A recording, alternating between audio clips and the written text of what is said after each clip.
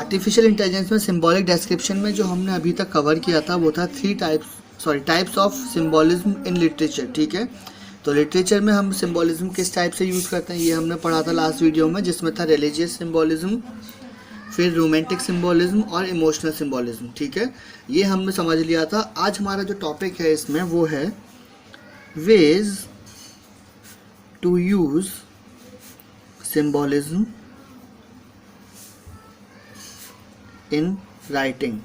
तो राइटिंग में हम सिंबॉलिज्म किस टाइप से यूज़ करते हैं। ठीक है, ये हमारा आज का टॉपिक है इस वीडियो का, जो हम आज कवर करेंगे। ठीक है, तो सिंबॉलिज्म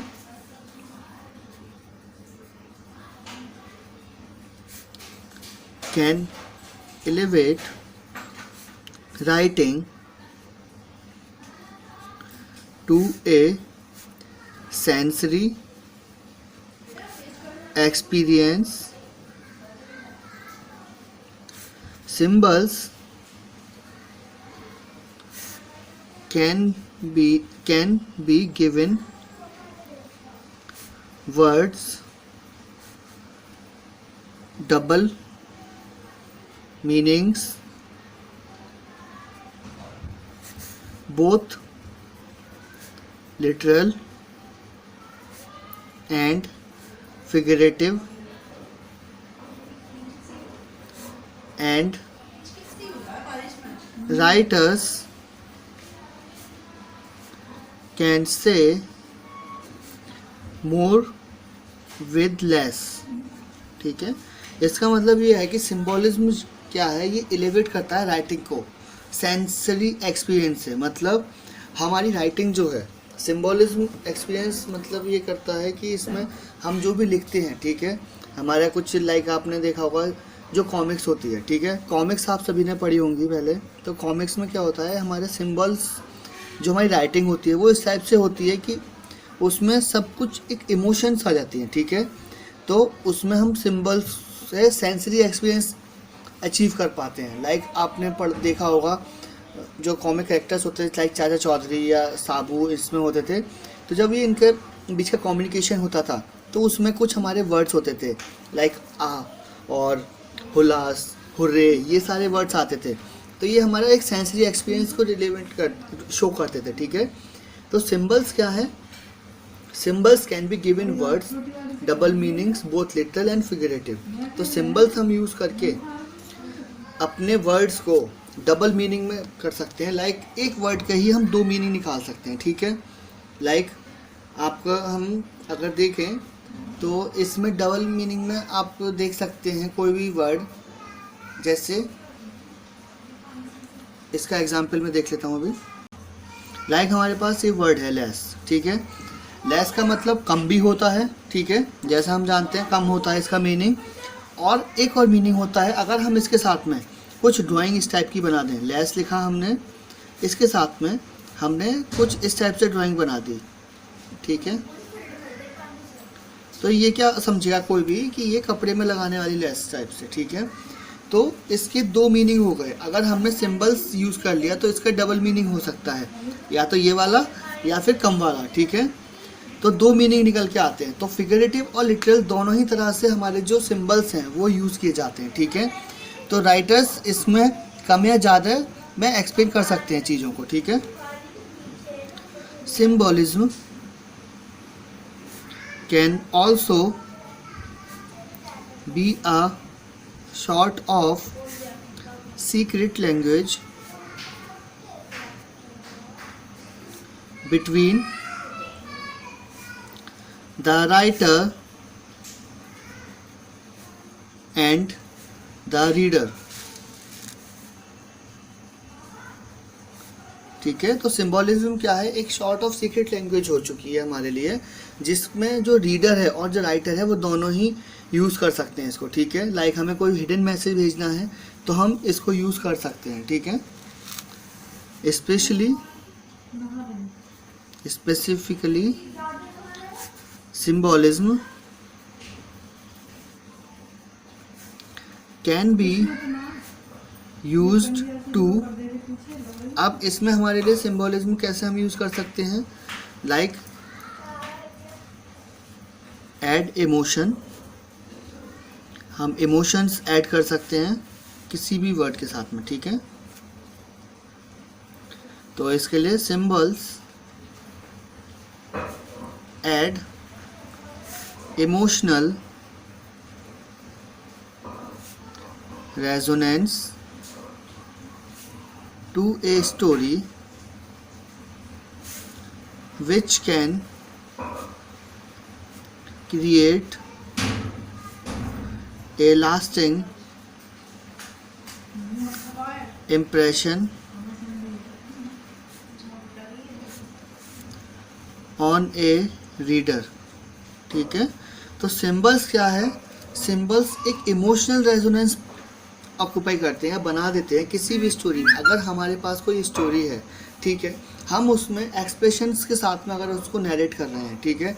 आपने देखा हो छोटे बच्चों को स्कूल्स में जो होता है वो स्टोरीज उनकी होती हैं, ठीक है, स्टोरी प्ले होता है, तो उसमें क्या करते हैं वो नरेट करते हैं कि स्टोरी को इमोशंस के साथ में, तो एक्शंस के साथ में, ठीक है, या एक्शंस के साथ में या इमोशंस के साथ में। तो उससे क्या होता है वो एक लॉन्ग लास्टिंग इम्प्रेशन पड़ता है। अगर आप कोई प्ले देखोगे, आपको प्ले पढ़ने को दे दिया जाए तो आप उसको कम रिमेंबर रखोगे, पर अगर आपको वही प्ले एक एक्ट के थ्रू दिखाया जाए, ठीक है, लाइक एक्टिंग करके कुछ जो करेक्टर्स हैं वो प्ले किए जाएं, तो वो आपको ज़्यादा समझ में आएगा और काफ़ी टाइम तक आपके माइंड में रहेगा, ठीक है।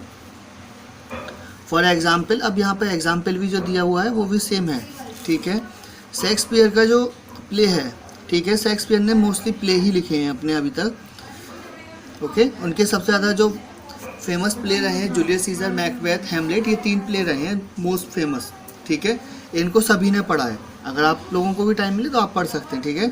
तो इसमें है the guilt ridden lady Macbeth, ठीक है।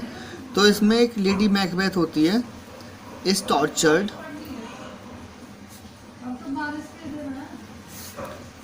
By a spot of blood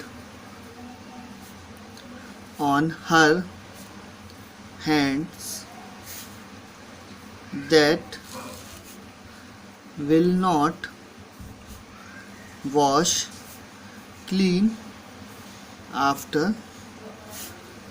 she kills King Duncan, ठीक है। तो यहाँ पर क्या है कि जो शेक्सपियर ने मैकबेथ प्ले लिखा है उसमें क्या है, एक लेडी है जो गिल्ट में है अपनी, ठीक है। वो क्या है, लेडी मैकबेथ जो है वो टॉर्चर की जाती है किससे, एक स्पॉट ऑफ ब्लड से, ठीक है, जो उसके हाथों पर लिखा जाता है, ठीक है। तो वो कभी भी क्लीन नहीं हो सकता, वो वॉश नहीं हो सकता, क्यों, क्योंकि उसने जो है किंग डनकन को किल किया है, इसी वजह से, ठीक है। फिर सेकंड है हमारा इसमें एड इमेजरी, एड इमेजरी, ठीक है। तो इसमें क्या है, symbols add a visual element to complex themes. तो सिंबल्स क्या है, ऐड करते हैं विजुअल एलिमेंट। जैसे मैंने आपको बताया कि अगर हम सिंबल्स या कोई मूवी देखते हैं तो हमें वो काफ़ी टाइम तक याद रहती है, हमारी मेमोरी में स्टोर हो जाती है ज़्यादा लंबे टाइम तक, ठीक है। तो सिंबल्स भी क्या करते हैं, विजुअल एलिमेंट क्रिएट करते हैं। जैसे आपको रोड सिंबल्स, रोड पर आप जाते हो, ठीक है, तो साइन बोर्ड दिखते हैं, आप साइन बोर्ड में आपको अगर कहीं पर राइट डाइवर्जन है तो आप उसको याद हो जाता है आपके लिए कि यहाँ पर राइट डाइवर्जन है। अगर आपको नहीं पता हो, वहाँ पे सिंबल्स यूज़ ना किए जाएं तो वो आप पता ही नहीं चलेगा, और आप मे भी हो सकता है कि वहाँ पर आप केयरलेस हो जाओ थोड़ा सा और ऐसे ही ड्राइव करते रहो, ठीक है। तो सिंबल्स क्या है, एक विजुअल एलिमेंट होता है जो कॉम्प्लेक्स थीम्स में हमें आता है, ठीक है। इन सीमस हियनीज 1995 poem, a dog was crying tonight in Wicklow also। तो एक ये पोयम है, ठीक है, 1995 में आई थी, a dog was crying tonight in Wicklow also. तो इसमें जो ऑथर है, ठीक है, the author uses the image of burnt wood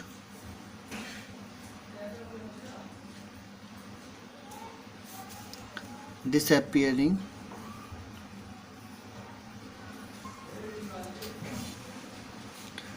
into smoke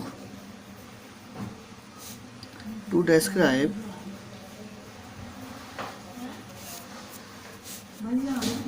the concept of dead humans drifting out of other people's consciousness।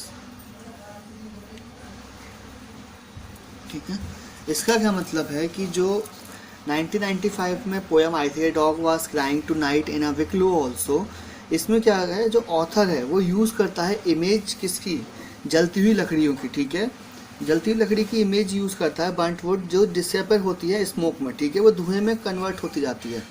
इससे क्या मतलब है, वो डिस्क्राइब करता है कॉन्सेप्ट किसका, डेड ह्यूमंस का, जो ड्रिफ्ट आउट हो जाते हैं अदर पीपल कॉन्शियसनेस। जैसे हमारे रिलेशन्स होते हैं आज के डेट में, ठीक है, सभी से हमारे रिलेशन है, तो अगर हमारे कोई एक्सपायर हो जाता है, ठीक है, तो उसके बाद में हम उसको बर्न कर देते हैं, ठीक है, हमारे एज पर हिंदू कल्चर, ठीक है, हम उनको बर्न करते हैं। तो उससे क्या होता है कि जो स्मोक होता है, तो जैसे जैसे स्मोक बढ़ता जाता है उनकी मेमोरीज हमारे माइंड से भी जाती रहती हैं, ठीक है, कुछ टाइम के बाद में हम उनको फिर फॉरवर्ड कर जाते हैं, केवल हमारे पास उनकी इमेजेस रह जाती हैं जो हम याद करते हैं, ठीक है। तो इसी टाइप से है कि जो स्मोक है उसकी जैसे जैसे वो लकड़ी धुएं में कन्वर्ट होती जाती है, जलती रहती है, राख बन जाती है, इसी टाइप से ह्यूमंस भी कुछ टाइम के बाद में पर्सन्स को भूलते रहते हैं, अपने रिलेटिव्स को भूल जाते हैं, ठीक है। इसके बाद है हमारे पास कनेक्ट थीम्स, ठीक है, जो कि हम आज नहीं करेंगे, वो नेक्स्ट वीडियो में कवर करेंगे, ठीक है। कनेक्ट थीम्स है, फिर define character, conceal darker meaning, ये सारी चीज़ें हैं, ठीक है। आज के लिए इतना ही, थैंक यू।